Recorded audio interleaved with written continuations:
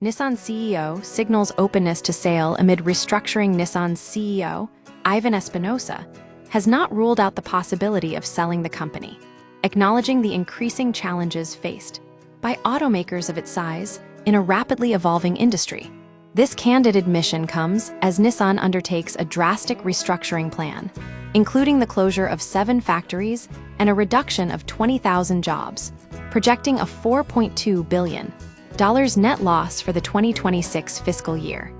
The reality of a struggling automaker, Espinosa's willingness to consider even radical options, reflects the difficult position Nissan finds itself in.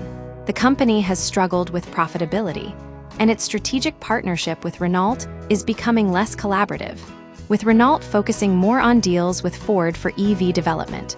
This shift leaves Nissan more vulnerable as competition intensifies. The CEO's statement, "Anything can happen in this crazy world," underscores the volatile nature of the automotive market, where mergers, acquisitions, and even bankruptcies are increasingly common. The industry is undergoing a massive transformation toward electrification and autonomous driving, requiring significant investment and agility. For legacy automakers like Nissan, maintaining relevance without drastic change is becoming nearly impossible. A history of failed partnerships. Nissan's openness to a sale is not entirely surprising given past attempts at mergers.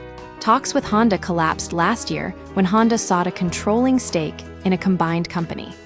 This failure highlights the difficulties Nissan faces in finding a partner willing to share control.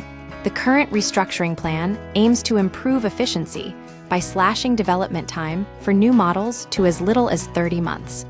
While ambitious, this alone may not be enough to secure Nissan's long-term future. The company must also consider external options, including potential acquisitions or deeper integrations with other players. The path forward. Nissan is simultaneously launching a wave of new products, including the reborn Xterra, a next-generation Skyline, and several new models in China. These moves demonstrate a commitment to independent survival, but the CEO's comments suggest that all options remain on the table. The company's financial health depends on executing the restructuring plan effectively. The coming years will be crucial in determining whether Nissan can stabilize its operations and regain its competitive edge, or whether it will ultimately seek a buyer to avoid further decline.